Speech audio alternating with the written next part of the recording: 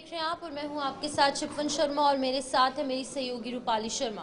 तो चलिए बिना किसी देरी के शुरुआत करेंगे इस प्रोग्राम की। सबसे पहले नजर डालेंगे बड़ी खबरों पर। तो बिल्कुल यहाँ पर सबसे पहली खबर की अगर बात की जाएगी सुर्खियों में रहने वाली, आपको बता दें कि कठुआ के हवाले से बात करेंगे, जहां पर अभी भी मुठभेड़ जारी है और कहा जा रहा है कि 3 आतंकियों की घेराबंदी वहां पर कर दी गई है और अभी तलाशी अभियान चल रहा है। तो बिल्कुल इसी बीच आगे बढ़ जाएंगे, जहां पर कठुआ में एनकाउंटर और मुठभेड़ की स्थिति होने के बाद जम्मू मेन सिटी में और आसपास के इलाकों में भी सुरक्षा व्यवस्था कड़ी कर दी गई है। हाई अलर्ट पर सभी इलाकों को रखा जा रहा है और हर एक नाके के अंदर जो लोग हैं उनकी चेकिंग की जा रही है। बिल्कुल इसके बाद उत्तराखंड की बात करेंगे, जहां पर धामी सरकार ने एक और बड़ा फैसला लिया और वो फैसला ये है कि उत्तराखंड के 17 जगहों का नाम बदल दिया गया है। और आपको बता दें ये इसलिए किया गया है ताकि उनका ये कहना है कि बच्चे जो है वो अपनी संस्कृति को याद रखें।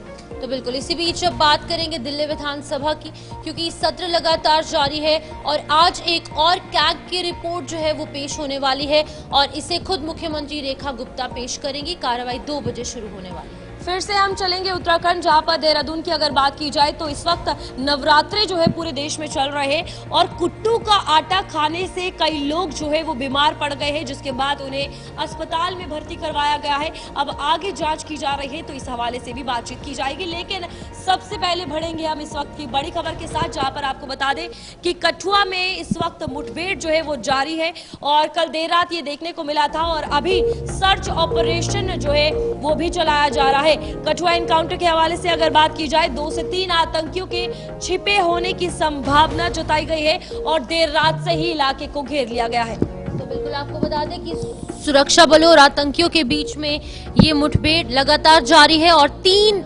आतंकियों के छिपे होने की संभावना है। हालांकि अभी तक इसको लेकर कोई ऑफिशियल कंफर्मेशन नहीं है कि ये नंबर कितना है इन टेररिस्ट का, लेकिन हाँ आपको बता दें कि इसको लेकर ऑफिशियली कंफर्म जरूर किया गया है कि एनकाउंटर की स्थिति वहां पर शुरू हो गई है। लेकिन सोर्सेज के हवाले से बात करेंगे तो कल देर रात से ही कहा जा रहा है कि जैश-ए मोहम्मद जो कि एक बैंड टेररिस्ट आउटफिट है उसके 3 आतंकियों को घेरा गया है। और सुबह एक और अपडेट आती है कि सुरक्षा बलों को कुछ खून के स्पॉट्स, खून की छींटे जो है एक मंदिर के पास से मिली हैं और ये बताया जा रहा है कि वो एक आतंकी के हो सकते हैं। और अनऑफिशियल जो सोर्सेज हैं वो ये भी बता रहे हैं कि एक आतंकी ढेर हुआ है। लेकिन एक बार फिर बता दूं कि सोर्सेज के हवाले से ये तमाम अपडेट सामने आ रही है, कोई भी ऑफिशियल कंफर्मेशन इन तमाम चीजों को लेकर नहीं है। तो बिल्कुल यहाँ पर कठुआ की अगर बात की जाए तो लगातार 8 दिन में तीसरी मुठभेड़ जो है ये देखी गई है और कठुआ अब आतंकियों के निशाने पर है, लेकिन सुरक्षा बल जो है वो तैनात है और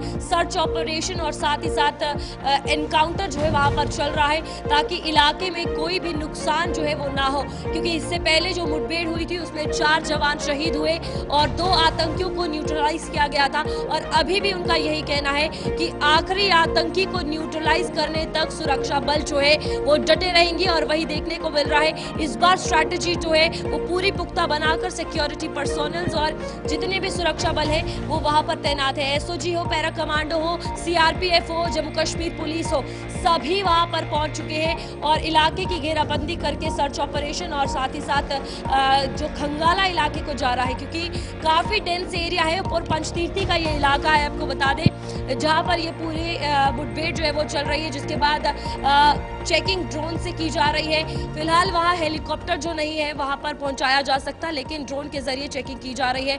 एरिया पर तलाशी अभियान जो है वो लगातार जारी है। तो बिल्कुल पूरे इलाके की घेराबंदी की गई है, सर्च ऑपरेशन पूरे इलाके में देखने को मिल रहा है। हमारे संवाददाता कठुआ से उत्तीरण शर्मा ज्वाइन कर चुके हैं। उत्तीरण, आपसे अपडेट लेना चाहूंगी, आप बताइएगा अभी फिलहाल वहां पर क्या कुछ सिचुएशन है, इस पूरे एनकाउंटर के हवाले से अपडेट क्या कुछ सामने आ रही है? शिपल सिचुएशन यही है कि गोलीबारी जो है अभी नहीं हो रही है और उसके साथ साथ अगर हम बात करें सुरक्षा की तो सुरक्षा जो है पहले से ज्यादा बढ़ा दी गई है, नाके लगा दिए गए हैं और उसके साथ साथ आने जाने वाले हर एक शख्स की तलाशी ली जा रही है। हालांकि गांव वासी बिल्कुल भी घरों से बाहर नहीं निकल रहे हैं। उन्हें जब ऑर्डर दे दिया गया था कि आप सब घर में बैठे रहें तो गांव वाले पूरा सपोर्ट कर रहे हैं सुरक्षा कर्मियों के साथ और साथ में कंधे से कंधा मिलाकर आगे जो है, अगर हम बात करें विलेज डिफेंस गार्ड की बात कर लीजिए और भी लोकल रिटायर्ड पुलिस के जवान हम कर लीजिए, आर्मी के जवान, वो सारे उनके साथ चल रहे हैं और सिक्योरिटी जो है वो सच में बढ़ा दी गई है। और कड़ी सुरक्षा इसलिए बढ़ाई गई है कि ताकि आतंकवादियों को कोई रूट नहीं मिल सके वापस जाने का, या फिर आप बात करें बसंतगढ़ की बात कर लीजिए, बिलावर, रामकोट इत्यादि में जाने का कोई रूट नहीं मिल सके। उत्तीर्ण यहाँ पर अगर कॉमन मैन यानी लोकल्स की अगर माने तो वो सुरक्षा बलों की हेल्प कर रहे हैं, लेकिन आतंकियों की मदद ओजीडब्ल्यू कर रहे हैं, उसको लेकर क्या कुछ कहेंगे? रूपाली, आपने बात बिल्कुल सही कही। ओजीडब्ल्यूज तो हेल्प कर रहे हैं, परंतु कहीं ना कहीं अब ओजीडब्ल्यूज भी जो है वो पैर पीछे कर गए हैं। जिस तरह पिछले कल ही कुछ ओजीडब्ल्यूज को पुलिस ने अरेस्ट किया है और उनसे पूछताछ जारी है, और उसी को देखते जब वो भी खबर सामने आई तो ऐसा अनुमान लगाया जा रहा है कि ओजीडब्ल्यूज ने पैर पीछे कर लिए, क्योंकि अगर ओजीडब्ल्यूज ने पैर पीछे नहीं किए होते तो शायद ये आतंकवादी एक बुजुर्ग महिला के घर नहीं जाते और ना ही वहां जाकर पानी मांगते और खाना मांगते। और यही अंदाजा लगाया जा रहा है अब ओजीडब्ल्यूज भी डर गए हैं, उन्हें भी पता है कि अब खतरा है, क्योंकि पुलिस ने, सेना ने, सीआरपीएफ ने, पैरामिलिट्री ने चारों तरफ से इन्हें घेर लिया है आतंकवादियों को। बिल्कुल उत्तीन, 5 आतंकियों को घेरने की बात हुई थी जब 2 टेररिस्ट को न्यूट्रलाइज किया गया था, और अब 3 उनके साथी बच चुके हैं, और 3 ही लोग एक महिला के घर पर गए, उनसे पानी मांगा और उसके बाद तमाम चीजें सामने आई। अब क्या 3 जो ये 3 और आतंकी जिनको की घेरा गया है, जो कि जैश ए मोहम्मद के बताए जा रहे हैं, क्या ये वही 3 टेररिस्ट हैं? क्योंकि अगर हम बात करेंगे कठुआ के जुठाना इलाके की या फिर पूरे कठुआ की, तो चारों तरफ से कॉर्डन किया गया है एरिया और पूरे इलाके की घेराबंदी की गई है। तो ये 3 टेररिस्ट जो है वो वही इलाके में घूमते नजर आ रहे हैं और ये कहीं ना कहीं एस्केप करने में नाकाम हो रहे हैं, जिसकी वजह से कि एक बार फिर से अब इन्हें ट्रैप कर लिया गया है सिक्योरिटी फोर्सेज और जम्मू कश्मीर द्वारा, पुलिस द्वारा। बिल्कुल शिप्पन, अगर हम बात करें सिक्योरिटी फोर्सेस की तो चारों तरफ से सिक्योरिटी फोर्सेस ने तो घेर लिया है इन सभी को, और उसके साथ साथ ये जो आतंकवादी है ये रूट ढूंढ रहे हैं वापस जाने का। अगर आप कहें कि नए इन्फिल्ट्रेशन बिल्कुल नहीं हुई है, बॉर्डर पे सुरक्षा कड़ी बढ़ा दी गई है, जगह गली मोहल्लों में, हम सिटी में, और यहाँ से एग्जिट और एंट्री पॉइंट है हर एक गांव का, चाहे आप कठुआ की बात कर लीजिए, हीरानगर, राजबाग, जुठाना, सफैन इलाका, यहाँ पर एनकाउंटर चला। तो ये वही तीनों आतंकवादी है जो जंगलों का सहारा ले रहे, क्योंकि हमने पल पल की जानकारी दी और आपको विजुअल भी दिखाए कि किस तरह के वहां पर घने काले जंगल है और जंगलों से निकल पाना जो है वो काफी मुश्किल है, और ये इन्हीं जंगलों में घुसे हुए हैं और इन्हीं घने जंगलों का सहारा लेकर और इन्हीं पहाड़ों का सहारा लेकर ये आगे की तरफ बढ़ रहे हैं कि कोई इन्हें एग्जिट पॉइंट मिल जाए, ताकि ये उस एग्जिट पॉइंट से निकलकर कई बड़ी घटनाओं को अंजाम दे सके। परंतु सिक्योरिटी फोर्स से, जिस तरह मैंने आपको पहले बताया, हर एक एग्जिट पॉइंट पर खड़ी है, हर एक एंट्री पॉइंट पर खड़ी है, तो ना तो कोई नई एंट्री होगी और ना ही कोई एग्जिट कर पाएगा आतंकवादी। उत्तीर्ण, लेकिन ये कह सकते हैं कि ये आतंकी जो 5 थे अब 3 हैं, ये कहा जा रहा है फिलहाल जिस हिसाब से इनके द्वारा ये रेकी की गई है एरियाज की, क्योंकि तभी कहीं ना कहीं पहले जब जुठाना में अटैक हुआ तो ये 3 वहां से भाग निकलने में कामयाब रहे थे। बिल्कुल, ये वही आतंकवादी, जिस तरह ओजीडब्ल्यूज की हमने बात की, जो इनके गाइड है उन्होंने ही इन्हें बताया होगा कि यहाँ यहाँ इलाका है, आप यहाँ से निकल सकते हैं। और मैं बताऊं ये जो डिस्टेंस है, ये हम एयर डिस्टेंस की बात करें, जिस तरह जुठाना से सफैन और जुठाना से पंचतीर्थी इलाका, अगर इस इलाके में आप जाओगे तो ये पूरा घने जंगलों से भरा हुआ इलाका है और इस इलाके में जाना काफी मुश्किल है। और गाइड ओजीडब्ल्यूज ने ही इन आतंकवादियों को बताया होगा, रेकी करवाई होगी या रेकी करके इन्हें बताया होगा कि इस रास्ते से आप निकल सकते हैं। तो जितने भी रास्ते हैं उन सभी रास्तों से आतंकवादी निकलने की कोशिश कर रहे हैं, परंतु ये इस बार पूरी तरह से असफल हो गए और हमारे सिक्योरिटी फोर्सेस करारा जवाब देगी, पाकिस्तान को इन आतंकवादियों मार गिराएगी। बिल्कुल उत्तीन, लेकिन एक इम्पॉर्टेंट सवाल ये भी है, क्योंकि सुबह कुछ अपडेट सामने आई थी कि एक आतंकवादी को ढेर करने में सुरक्षा बलों को कामयाबी हासिल हुई है, क्योंकि वहां पर एक मंदिर है और उस मंदिर के पास कुछ खून के छींटे जो ब्लड स्पॉट्स है वो ट्रेस हुए हैं। तो इस हवाले से क्या कुछ अपडेट है? देखिए शिपन, अभी ऑफिशियली कोई अपडेट नहीं आया है, परंतु इतना जरूर है कि गोलीबारी हुई है रात को और उसके बाद से ही ये वहां पे सर्च ऑपरेशन चलाया गया है। जो खून के धब्बे हैं अभी हम ये नहीं पुष्टि कर सकते कि वो किसी इंसान के, क्योंकि वो जंगल का इलाका है, जिस तरह मैंने आपको बताया वहां पर जंगली जानवर भी घूमते हैं। तो अभी इस बात की पुष्टि करना अभी नहीं होगा जब तक कोई ऑफिशियली स्टेटमेंट सामने ना आ जाए। उतिन, अब आसपास के इलाकों की बात की जाए, कठुआ मेन सिटी की बात की जाए, लखनपुर, क्योंकि जब भी कठुआ में इस तरीके की आतंकी वारदातें हुई है, पठानकोट को अलर्ट पर रखा गया है। वहां पर इस वक्त क्या सिचुएशन है? कठुआ मेन सिटी में किस तरीके से अलर्ट पर किया गया है? देखिए, लखनपुर जम्मू कश्मीर का प्रवेश द्वार है और वहां पर सुरक्षा तो पहले से ही बढ़ाई थी, परंतु जब से ये आतंकवादी गतिविधियां शुरू हुई है, जब से एनकाउंटर शुरू हुआ है, तो सुरक्षा बहुत ज्यादा बढ़ा दी गई है। अब सुबह शाम दोपहर हमेशा जो है वहां पर चेकिंग की जा रही है। और अगर मैं बात करूं कठुआ सिटी की, सिटी में भी आप देख सकते हैं कि हर चौक चौराहे पर वहां पर चेकिंग की जाती है। यह नहीं कि अगर कठुआ का निवासी है तो उसकी नहीं, सभी की चेकिंग की जा रही है। हीरानगर में, सांबा में पूरी पेट्रोलिंग भी की जाती है रात को पुलिस द्वारा, ताकि कोई और आतंकवादी या कोई और OGWs सामने ना आए और इस तरह की गतिविधियों को अंजाम या इस तरह की घटना को अंजाम ना दे सके। उतीन, इन टेररिस्ट से ज्यादा खतरनाक और अगर हम कहेंगे डेंजरस ये ओवरग्राउंड वर्कर्स हैं, क्योंकि अगर इन टेररिस्ट तक इंफॉर्मेशन नहीं पहुंचाई जाएगी, इन्हें खाना मुहैया नहीं करवाया जाएगा, इन्हें कोई गाइड नहीं करेगा, इन्हें इंफॉर्मेशन इनपुट्स नहीं दिए जाएंगे, तो जाहिर तौर पर ये अपनी नापाक हरकतों में नाकाम हो जाएंगे। लेकिन इंपॉर्टेंट है OGWs पर नकेल कसना, जो इनका पूरा वेब है, इनका नेटवर्क जो है जो इन्होंने क्रिएट किया है, उसको तोड़ना ज्यादा इंपॉर्टेंट है।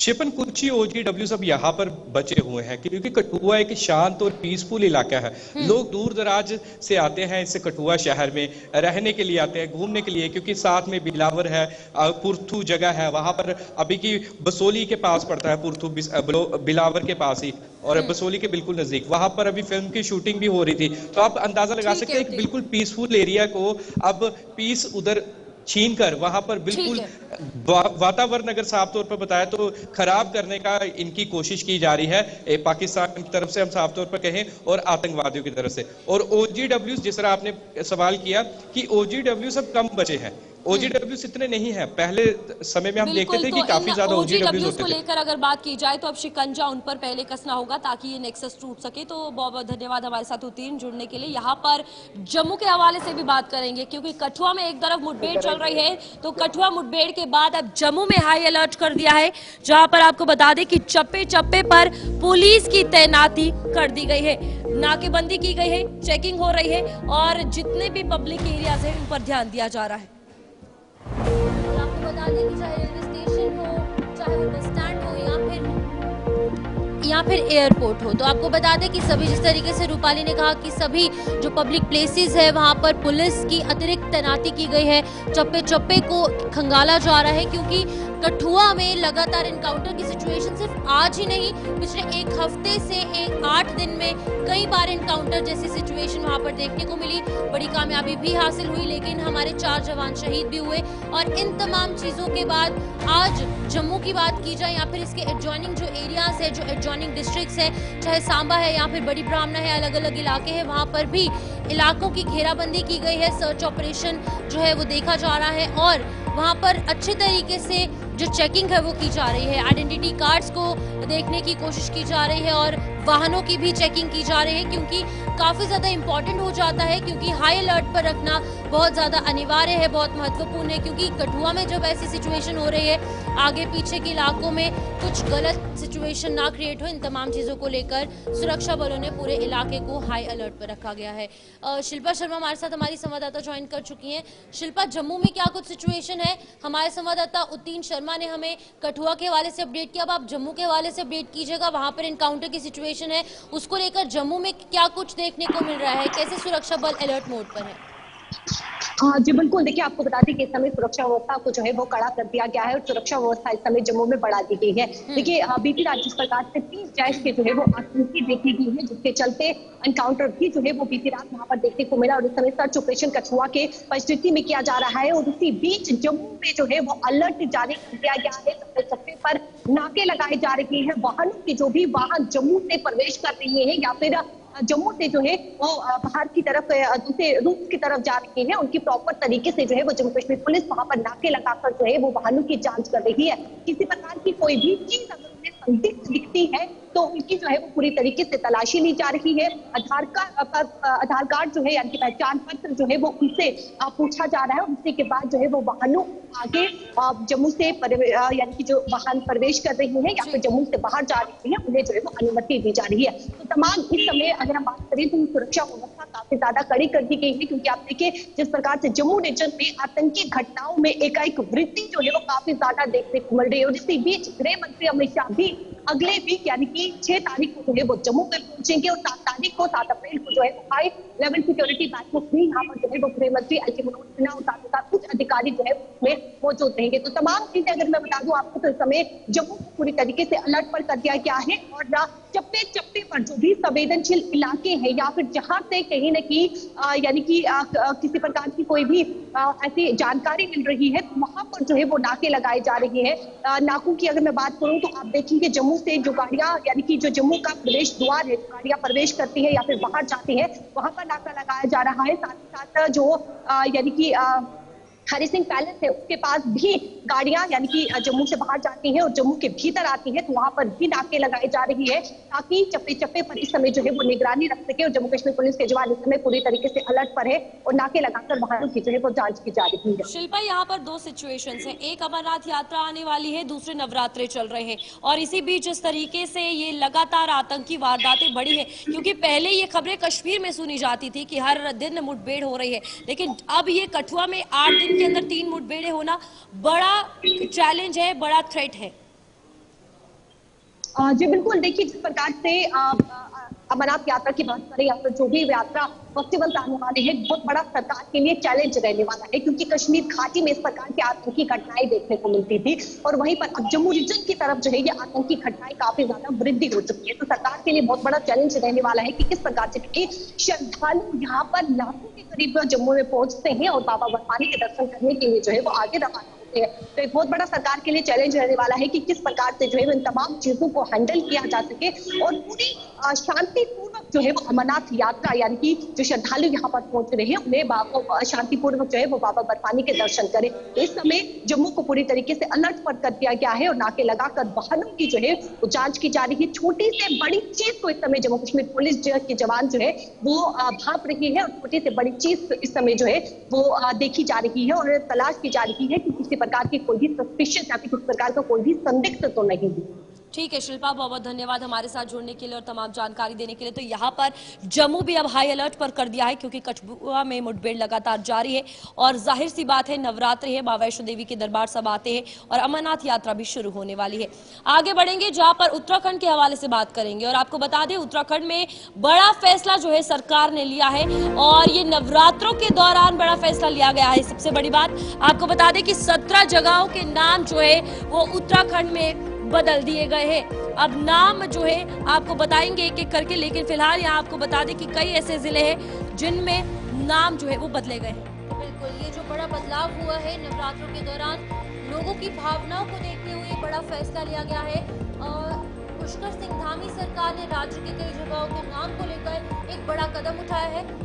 धामी सरकार ने राज्य में 17 जगहों के नाम बदलने की घोषणा कर दी है और धामी सरकार के अनुसार ये निर्णय स्थानीय लोगों की भावनाओं को देखते हुए, उनके रिलीजियस सेंटिमेंट्स को देखते हुए और सांस्कृतिक विरासत को ध्यान में रखकर लिया गया है, जिससे कि लोग जो है वो भारतीय संस्कृति और इसके संरक्षण में यानी कि इसको सेव करने के लिए योगदान देने वाले महापुरुषों से प्रेरणा ले सके। तो कई ऐसी जगहें हैं जिनका नाम बदला गया है, कुछ हरिद्वार में इन जगहों के नाम बदले गए हैं, एक एक कर आपको बताएंगे। तो बिल्कुल आपको बता दें भगवानपुर ब्लॉक के औरंगजेबपुर का नाम जो है वो शिवाजी नगर रखा गया है। पहले भगवानपुर ब्लॉक का औरंगजेबपुर होता था, अब ये शिवाजी नगर है। तो बिल्कुल जहां पर बहादुराबाद ब्लॉक के गाजीवाली का नाम बदलकर अब आर्य नगर कर दिया गया है। तो ये बड़े बदलाव आज के दिन जो है वो उनका ऐलान किया और ये सभी नाम हरिद्वार जिले के हैं, जहां पर चांदपुर का नाम अब बदल कर रखा गया है ज्योतिबा फूले नगर। तो बिल्कुल आपको बता दें कि वहीं पर नारसन ब्लॉक में मोहम्मदपुर जट का नाम मोहनपुर जट कर दिया गया है। तो बिल्कुल ये बड़े बदलाव, जहां पर हरिद्वार जिले के नाम जो है वो बदले गए हैं और खानपुर कुर्सली का नाम बदलकर सरकार ने अंबेडकर नगर रख दिया है। तो बिल्कुल आपको बता दें कि एक एक कर आपको बता रहे हैं हरिद्वार में इन इलाकों के नाम बदले गए हैं। तो आपको बता दें कि खानपुर ब्लॉक के इदरीशपुर का नाम बदलकर अब नंदपुर कर दिया गया है। बिल्कुल ये हरिद्वार जिला है जिसके नाम बदले गए हैं। खानपुर के नाम को बदलकर सरकार ने अब कृष्णपुर कर दिया है और ये धामी सरकार का बड़ा फैसला है। तो बिल्कुल आपको बता दें कि अकबरपुर फाजिलपुर का नाम बदलकर अब विजयनगर कर दिया गया है। ये हरिद्वार के अंतर्गत जितने भी इलाके हैं उनका नाम बदला गया है। तो बिल्कुल रुड़की के आसिफ नगर का नाम बदलकर देव नारायण नगर कर दिया गया है। सलेमपुर राजपुताना का नाम बदलकर अब सुरसेन नगर कर दिया गया है। हरिद्वार के अंदर ये इलाके पड़ते हैं जिनका की नाम बदला गया है। तो अब देहरादून की बात करेंगे, जिन जगहों का नाम बदला है। देहरादून नगर निगम के मियांवाला का नाम जो है अब रामजी वाला रखा गया है। तो बिल्कुल आपको बता दें कि वहीं पर विकास नगर ब्लॉक का पीरवाला जो इलाका है उसका नाम बदलकर केसरी नगर कर दिया गया है।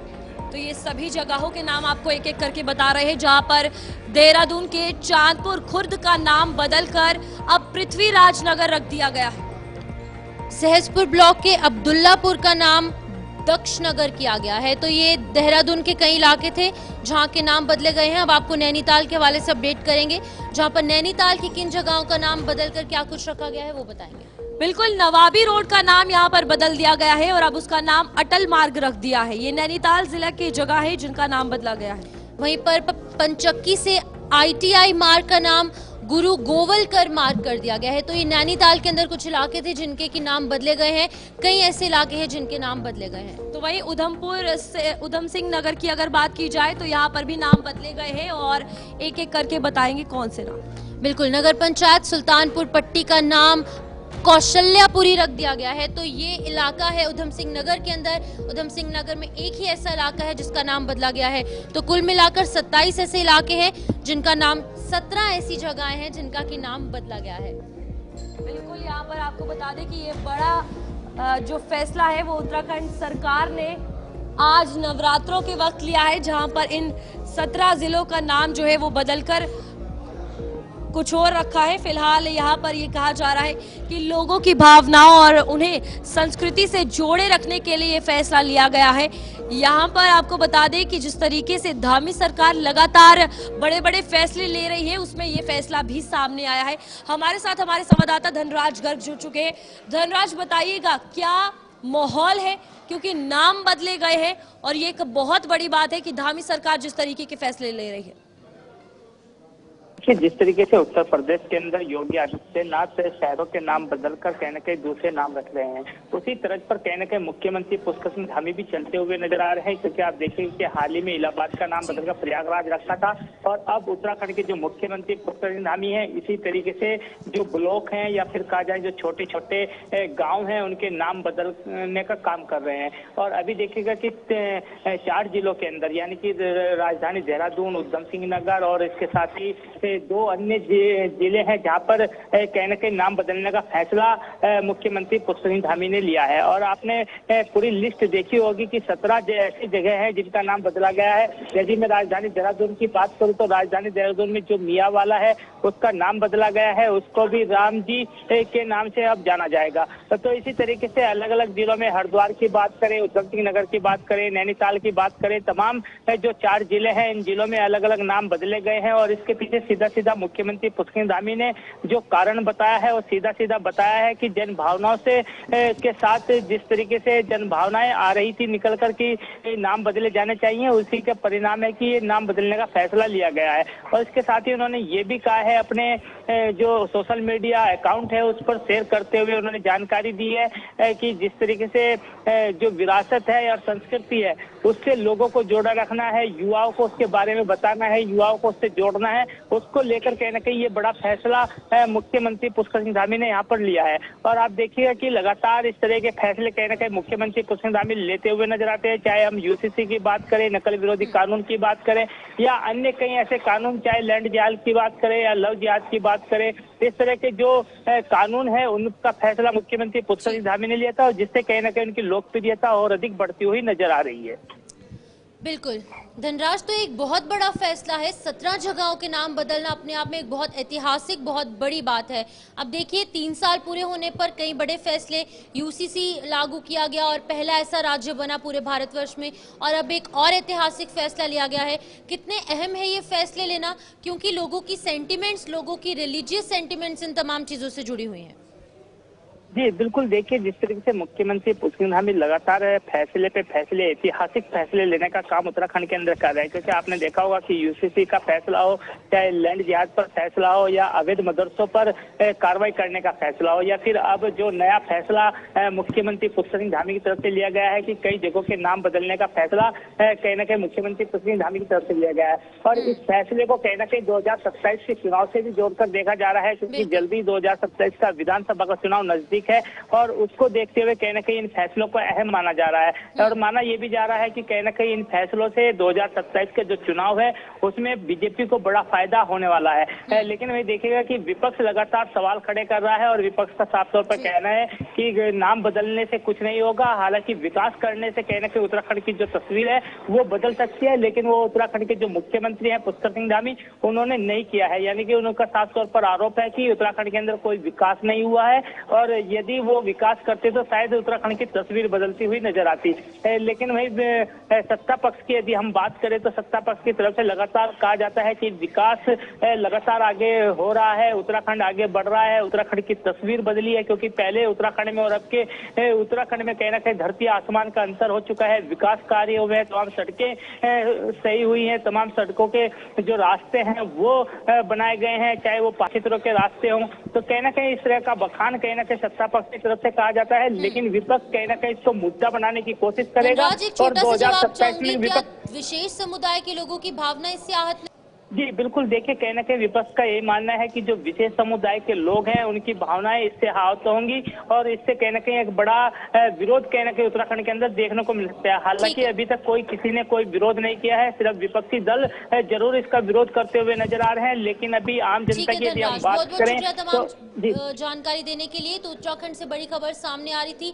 17 ऐसी जगहें हैं नैनीताल में, उधम सिंह नगर में, देहरादून में, और साथ ही साथ हरिद्वार में। कुछ इलाकों के नाम बदलकर अब कुछ और रखे गए हैं तमाम चीजों के मद्देनजर। इसी बीच अब आपको जम्मू की बात करेंगे, जहां पर आज से सरकार ने एक बड़ा फैसला लिया था कि 1 अप्रैल से तमाम जो महिलाएं हैं उन्हें फ्री बस सर्विसेज का जो फायदा है वो मिलेगा, चाहे वो ई बसेस हैं या फिर वो आरटी की बसेस है। इस पर हमारी संवाददाता शिल्पा शर्मा ने एक खास रिपोर्ट तैयार की है ग्राउंड जीरो पर जाकर। आप एक खास रिपोर्ट देखिए। ई बस हो या सरकारी बस हो, जम्मू कश्मीर की महिलाओं को उमर सरकार के द्वारा बड़ा तोहफा दिया गया है। ये तोहफे की शुरुआत आज से होने जा रही है, यानी कि 1 अप्रैल से, जहां पर जम्मू कश्मीर की महिलाओं को जो है वो निःशुल्क ई बस और साथ ही साथ सरकारी बस में वो अपना सफर तय कर सकती है। कहीं भी जाना है, जम्मू कश्मीर की महिलाएं अब ई बस और सरकारी बस का किराया नहीं देंगी। उन्हें केवल और केवल अपना आधार कार्ड दिखाना है और उनका सफर जो है वो आसान हो जाएगा, यानी कि निःशुल्क हो जाएगा। सीएम उमर अब्दुल्ला के द्वारा जो है वो बजट पेश किया गया था, और उस दौरान ये बड़ी घोषणा की गई थी, जहां पर सीएम उमर अब्दुल्ला के द्वारा जम्मू कश्मीर की महिलाओं को ये बड़ा तोहफा दिया गया था कि जम्मू कश्मीर की महिलाएं अब जो है वो ई बस और सरकारी बस में निःशुल्क अपना सफर जो है वो तय कर सकती हैं। जम्मू जिला की 2 लाख से भी अधिक महिलाएं जो है वो इसका लाभ उठाएंगी। कुछ महिलाएं हमारे साथ मौजूद हैं, इनसे बातचीत करेंगे। मैम, किस तरीके से देखते हैं महिलाओं का जो सफर है आसान हो गया है, ई बस और सरकारी बस में उन्हें निःशुल्क जो है किराया नहीं देना पड़ेगा, निःशुल्क उन्हें सफर तय करना पड़ेगा। कितनी खुश है आप? मैम बहुत खुशी है, मैं बहुत खुश है। सरकार को कुछ कहना चाहेंगे जो महिलाओं को तोहफा दिया है? हम यही धन्यवाद करते हैं, हम बहुत खुश हैं और यही धन्यवाद है। और भी महिलाएं इस समय हमारे साथ मौजूद हैं, उनसे भी बातचीत करने की कोशिश यहाँ पर करेंगे, क्योंकि महिलाएं इस समय काफी ज्यादा खुश है और खुशी उनके चेहरे पर नजर आ रही है। मैम, महिलाओं को जो तोहफा दिया है बहुत बड़ा तोहफा है और आज से इस तोहफे की शुरुआत हो रही है। किस तरीके से देखते हैं, कितनी खुशी है? नहीं मैम, हमें तो बड़ी खुशी है कि हमें निःशुल्क हम अपना सफर तय कर रहे हैं। हमें जो ई बस की सर्विस मिल रही है, पहले तो ये जो हमारा इलाका है ना, यहाँ बड़ी मुश्किल होती थी बसेस की। अब जब से ई बसेस चली है, अब तो और सोने पे सुहागा हो गया कि हमें तो फ्री में आना जाना हो रहा है इसमें, और हम इस बात से बड़े खुश हैं। सरकार ने जो ये बड़ा तोहफा दिया है, किस तरीके से देखते हैं इसको? नहीं, ये एक बहुत बड़ा तोहफा मिला है लेडीज को खासकर, क्योंकि लेडीज को बड़ी परेशानी होती थी बसेस में आने जाने में। अब वो मुझे तो लगता है कि ये एक बड़ा अच्छा तोहफा है उनके। और भी महिला इस समय हमारे साथ मौजूद है। मैम, कितनी खुश हैं आप? बहुत खुशियाँ, सरकार को इसके लिए बहुत बहुत धन्यवाद होगा। बिना किराए के अब आपको जो है ई बस, कहीं पर भी आपको जाना है, ई बस और सरकारी बस में आप सफर तय करें। खुश हैं आप? बहुत खुश है। और भी महिला इस समय हमारे साथ मौजूद है, उनसे भी बातचीत करेंगे कि कितनी खुशी जो है वो उनके चेहरे पे नजर आ रही है। मैम, कितने खुश हैं आप? कितनी खुशी है आपको कि ई बस में आपको निःशुल्क, आपको कोई किराया नहीं देना है? मैम तो अभी आज ही बैठी हूँ फर्स्ट टाइम ये वाली बस में। आज से इस सुविधा की शुरुआत हो हाँ रही है। जी। खुश है आप? हाँ खुश हूँ। सरकार को कुछ कहना चाहेंगी? नहीं मैम।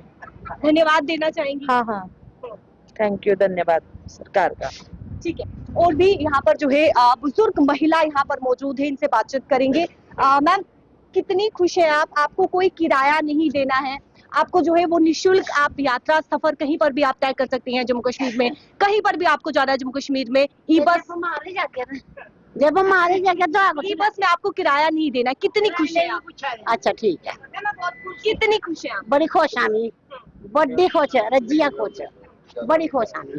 ठीक है, बहुत बहुत शुक्रिया। देखिए, महिलाएं इस समय बेहद खुश है क्योंकि उन्हें निःशुल्क जो है यानी कि किसी प्रकार का कोई भी किराया नहीं देना है, और ई बस हो या सरकारी बस है, वो कहीं पर भी जम्मू कश्मीर में अपना सफर तय कर सकती है। और महिलाओं की खुशी इस समय चेहरे पर साफ तौर पर नजर आ रही है। कैमरा पर्सन संजय के साथ शिल्पा शर्मा, जम्मू।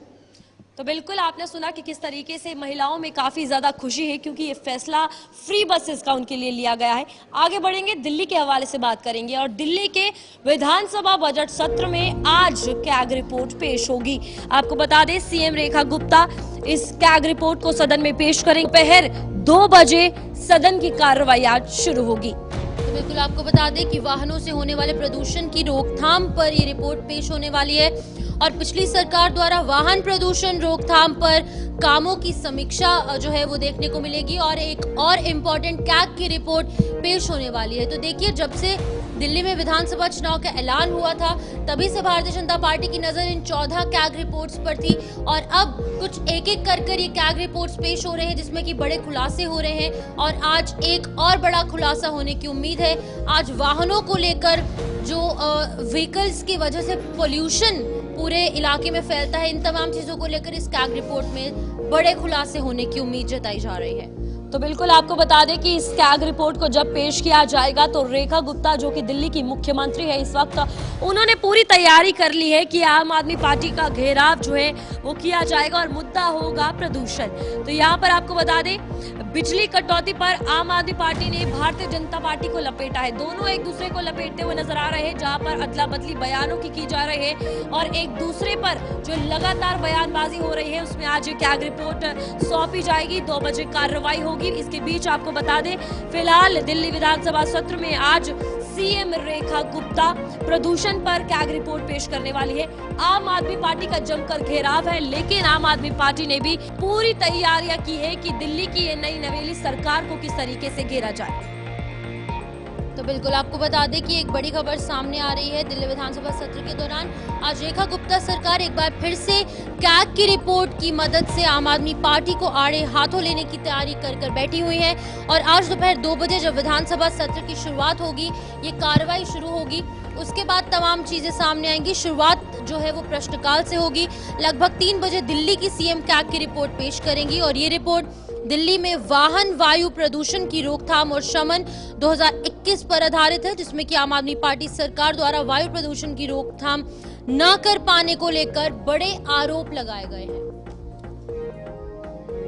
तो बिल्कुल यहाँ पर ये दोपहर 2 बजे कार्रवाई शुरू होनी है, और फिर हंगामा देखने को मिलेगा, क्योंकि सत्ता पक्ष और विपक्ष दोनों मुद्दों को लेकर तैयार है। अगर आम आदमी पार्टी भारतीय जनता पार्टी का घेराव कर रही है तो भारतीय जनता पार्टी ने भी कैग रिपोर्ट तैयार कर ली है। जो पिछले 10 साल का कार्यकाल रहा है आम आदमी पार्टी का, उस पर घेराव ये करेंगे। लेकिन अब नई नवेली सरकार क्या कुछ करेगी, इस पर तो जनता की भी नजर होगा और विपक्षी पार्टी की भी, क्योंकि प्रदूषण की अगर बात की जाए एक बहुत बड़ा मुद्दा है दिल्ली का। हमारे साथ हमारे संवाददाता संदीप गोयल जुड़ चुके हैं। संदीप, बताइएगा, कैग रिपोर्ट की अगर आज बात की जाए पेश होनी है और प्रदूषण बड़ा मुद्दा है जो कि दिल्ली में हाईलाइटेड रहा है। जहां पर सांस लेने की दिक्कत की अगर बात होती है तो वहां पर स्मोकिंग नहीं, प्रदूषण कहा जाता है प्रॉब्लम। पेश करेगी और ये चौथी बार होगी जिसमें लगातार जांच जो है सरकार कराना चाहती है। पिछली सरकार के 10 साल के कार्यकाल में क्या क्या घोटाले हुए और उन चीजों को अलग अलग विभागों को जोड़कर देख रही है। इस बार जो है वो वाहनों पर जो है जांच करने की बात करिए कि कैसे दिल्ली में जो पोल्यूशन का स्तर जो हर साल बढ़ता है उसमें क्या कुछ नियम जो सरकार की ओर से बनाए गए थे, कितना पैसा सरकार की ओर से खर्च किया गया था पोल्यूशन को कंट्रोल करने के लिए, और जो वाहनों के लिए जो नीति और निर्देश जो जारी किए गए थे उसमें कितना पैसा खर्च किया गया, या उनके जो कानून बनाए गए थे या फिर जो उस पर जो नियम अधिकार बनाए गए थे उनमें क्या क्या रहा सरकार की ओर से और कितना पैसा खर्च किया गया। इन तमाम चीजों पर अब कैग की रिपोर्ट सामने लाएगी सरकार, उसकी जांच करने का काम करेगी ताकि जो भी घोटाले उस सरकार में इस विभाग के दौरान हुए होंगे उनकी जांच हो सके और उस पर कार्रवाई हो सके। क्योंकि सरकार ने पहले ये तय कर दिया था कि दिल्ली में पोल्यूशन का स्तर जो है कम किया जाएगा और कैसे उसको सुधारा जा सके, और अब तक जो सरकार ने जो चीजें बनाकर 10 साल तक चलाई उनमें कितने घोटाले थे, क्या क्या चीजें थी, उस पर अब कैग की रिपोर्ट पेश की जाएगी और उसमें जांच होना संभव है। और उसके बाद सरकार अब चाहती है कि दिल्ली में जो पोल्यूशन का स्तर है उसको कम किया जा सके, चाहे वो वाहनों से निकलने वाला हो या फिर अन्य चीजें जो है पोल्यूशन को बढ़ाने का काम करती हो। बिल्कुल संदीप, कैग रिपोर्ट्स की बात करेंगे तो 14 ऐसी रिपोर्ट्स पेश करने की बात शुरुआत से ही कही जा रही है। एक एक कर रिपोर्ट्स पेश हो रही हैं और जैसे ही कोई रिपोर्ट सामने आती है उसमें आम आदमी पार्टी के जो पूर्व सरकार में थी दिल्ली में उनके घोटाले निकलकर सामने आते हैं, उन पर कई तरीके के आरोप लग जाते हैं। अब आज भी प्रदूषण को लेकर जब रिपोर्ट सामने आएगी तो एक बार फिर से आम आदमी पार्टी को आड़े हाथों लेती नजर आ सकती है भारतीय जनता पार्टी और मुख्यमंत्री रेखा गुप्ता। 14 कैग की रिपोर्ट अलग अलग सरकार की ओर से रखी जाएंगी, जिसमें से अब तक 4 रिपोर्ट कह सकते हैं कि सामने रखी गई है। उसमें पोल्यूशन को लेकर भी आज जो है चौथी बार रिपोर्ट जो है सरकार के सामने रखी जाएगी और सरकार चाहती है कि इन चीजों का सरकार जो पुरानी सरकारें रही आम आदमी पार्टी वो उनका जवाब दे और उसमें जांच में सहयोग करे। अब से पहले हमने देखा कि कैसे हुआ मामला हो, चाहे फिर वो परिवहन से जुड़ा हुआ बसों का, सरकारी बसों का मामला हो, उसमें कितना बड़ा घोटाला रहा, कितनी बसें सरकार चलाने की बात कही गई थी लेकिन सड़कों पर कुछ ही बसें नजर आई, यहाँ तक कि जो बेड़े में जो बस चल रही थी वो भी कंडम जो है वहां पर दिखाई गई। तो इन तमाम चीजों का जिक्र सरकार मौजूदा बीजेपी कर रही है और सीधा तौर पर पिछली सरकारों के जो अब तक के जो घोटाले रहे उनको उजागर करने का काम कर रही है। इसी तरह से स्वास्थ्य से जुड़ा हुआ बहुत सारे ऐसे सरकारी हॉस्पिटल थे जिनमें अभी तक स्वास्थ्य कर्मी नजर नहीं थी या फिर कहेंगे मोहल्ला क्लिनिकों के अंदर जो घोटाले रहे, ऐसे इन चीजों की जांच सरकार कराना चाहती है। उसी कड़ी में अब जो है चौथी रिपोर्ट कैग की सामने आएगी जिसमें पोल्यूशन से जुड़ा हुआ मामला, इसमें क्या क्या चीजें खुलकर सामने आती हैं और क्या क्या रिपोर्ट में अब सरकार सामने लाएगी, ये देखने वाली बात होगी। लेकिन संदीप, यहाँ पर अगर हम प्रदूषण के हवाले से बात की जाए, सबसे बड़ी एग्जाम्पल है यमुना नदी, जिसके बलबूते पर कहा जा सकता है कि भारतीय जनता पार्टी ने कई ज्यादा वोट हासिल किए और ऐसे कई मुद्दे हैं जिसमें आम आदमी पार्टी ने वादे किए थे, खरे नहीं उतरी और भारतीय जनता पार्टी ने उन मुद्दों पर काम किया। और आज जिस तरीके से ये घेराव किया जाएगा, क्या लगता है, क्योंकि आर्टिफिशियल रेन की बात की गई थी दिल्ली में, पहले भी गैप 3 गैप 4 लागू कर दिया जाता था लेकिन बदलाव 0 था, तो उस पर ये चर्चा होनी है। देखिए, बिल्कुल जिस तरह पोल्यूशन दिल्ली में बढ़ा और उसके बाद सरकार की ओर से ग्रेफ 4 ग्रेफ 3 जो लागू किए गए थे, उसमें से लेकर चाहे फिर पोल्यूशन का जिक्र करते हुए हम यमुना तक पहुंचे तो यमुना भी जो है पोल्यूशन के अंडर में आती है और उसको सफाई करने की बात सरकार की ओर से कही गई थी और उस पर भी सरकार की ओर से पैसा खर्च करने की बातें की गई थी, लेकिन कितना पैसा खर्च हो पाया, कितना सरकार के फंड में बचा हुआ है और कितना उसमें घोटाला हुआ, इन तमाम चीजों की जांच जो है संभव नजर आ रही है और अब सरकार इन चीजों को धीरे धीरे खोलती हुई नजर आ रही है। या कह सकते हैं कि आम आदमी पार्टी की मुश्किलें कम होने की बजाय और बढ़ सकती है, क्योंकि सरकार हर चीज की जांच कराना चाहती है कि 10 सालों में सरकार ने आम आदमी पार्टी के रहते हुए कितने काम किए और उनमें कितने घोटाले हुए, और ऐसे कड़ी दर कड़ी इन चीजों को खोलने का सरकार काम कर रही है। तो ये कह सकते हैं कि हर विभाग में कहीं ना कहीं घोटाले की बू जो सरकार को नजर आ रही थी वो अब खुलती हुई नजर आएंगी। ठीक है संदीप, बहुत बहुत शुक्रिया तमाम जानकारी देने के लिए। संदीप गोयल दिल्ली के हवाले से अपडेट कर रहे थे, जहां पर आज एक और कैग की रिपोर्ट पेश होगी और प्रदूषण को लेकर आम आदमी पार्टी के कई और बड़े खुलासे सामने आने की उम्मीद है। 3 बजे रिपोर्ट पेश होने के बाद हंगामे के आसार जताए जा रहे हैं पहले से ही। तो आपको बता दें कि अब हम उत्तर प्रदेश का रुख करेंगे, जहां पर बरेली में सीएम योगी आदित्यनाथ पहुंचे हैं, विकास कार्यों का निरीक्षण कर रहे हैं और बरेली को आज कई विकास कार्य जो है वहां पर उनकी सौगात मिलने वाली है। लोकार्पण और शिलान्यास कई करोड़ रुपए का यहां पर देखने को मिलेगा। 932 करोड़ रुपए की जो एक बड़ा तोहफा है बरेली वासियों को मिलने जा रहा है। तो सीधी तस्वीरें आपके सामने बरेली से सामने आ रही हैं।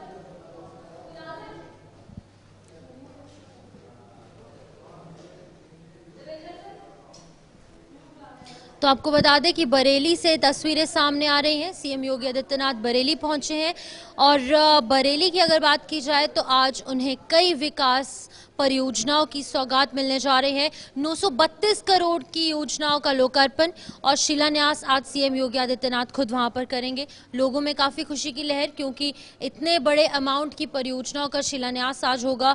और बरेली से सीधी तस्वीरें आपको दिखा रहे हैं, तमाम आला अधिकारियों के साथ सीएम योगी आदित्यनाथ बरेली पहुंचे हैं और 932 करोड़ रुपए की जो लागत से योजनाएं बनी हैं, जो विकास कार्य किए जा रहे हैं अलग अलग क्षेत्रों में, उनको लेकर आज उनका निरीक्षण करने के लिए, उनका लोकार्पण और शिलान्यास करने के लिए सीएम योगी आदित्यनाथ पहुंचे हैं।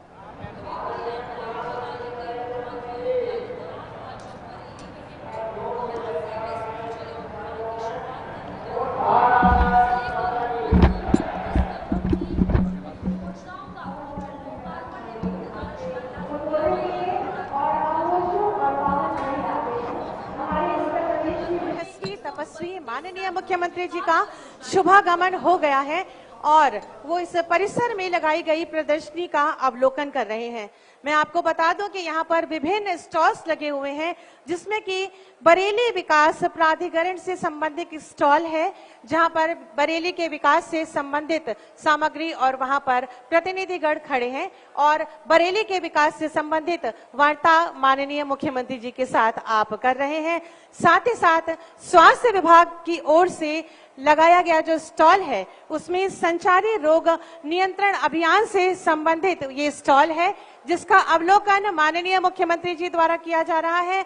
और चूंकि आज स्कूल चलो अभियान का शुभारंभ हमारे इस बरेली जनपद से पूरे प्रदेश के लिए किया जा रहा है, तो बेसिक शिक्षा का भी स्टॉल लगा है और माननीय मुख्यमंत्री जी का शुभागमन हमारे मंच पे हो रहा है। जोरदार तालियों के माध्यम से स्वागत, अभिनंदन, वंदन। भारत माता की, भारत माता की, भारत माता की। हमारे उत्तर प्रदेश के यशस्वी माननीय मुख्यमंत्री जी का बहुत बहुत स्वागत, अभिनंदन। जनपद बरेली की ओर से जोरदार लगातार तालियां मंच तक पहुंचनी चाहिए।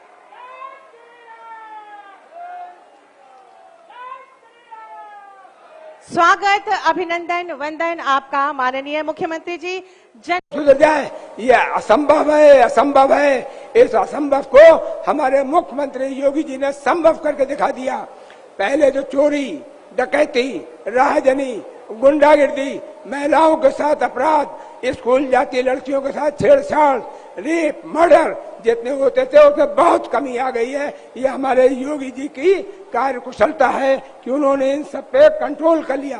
पहले दंगे बहुत होते थे, पहले हर समय कहीं ना कहीं दंगे होते रहते थे, लेकिन आज न कर्फ्यू न दंगा, सब जगह चंगा चंगा, कहीं कोई कर्फ्यू नहीं है। पहले हर जगह कर्फ्यू लगना और कम्युनल राइट होना एक आम बात थी। ये हमारे मुख्यमंत्री योगी जी ने हैं जिन्होंने इसको बहुत अच्छी तरह से रोका। और पहले रंगदारी मांगी जाती थी। हमारा जो व्यापारी होता था, जो इंडस्ट्रियलिस्ट होता था, उससे रंगदारी मांगी जाती थी, नहीं दो तो उस पर प्रताड़ना होती थी। आज यही वजह है, बहुत से इंडस्ट्री ने मन बनाया हम यूपी छोड़ के चले जाएंगे, लेकिन जब योगी जी की सरकार आई तो उनका नहीं, अभी हम कुछ दिन देखेंगे। और योगी जी की सरकार जब आई तो सैमसंग जैसी कंपनियां जो यहाँ से जाने वाली थी वो यहाँ रुक गई। आज देश का 45% लैपटॉप और मोबाइल सैमसंग कंपनी बना रही है, जो उत्तर प्रदेश के अंदर बन। चलो वाइंड अप। ओके। तो चलिए फिलहाल के लिए न्यूज रूम लाइव में इतना ही। मुझे शिफन शर्मा और मेरी सहयोगी रूपाली शर्मा को दीजिए इजाजत। नमस्कार।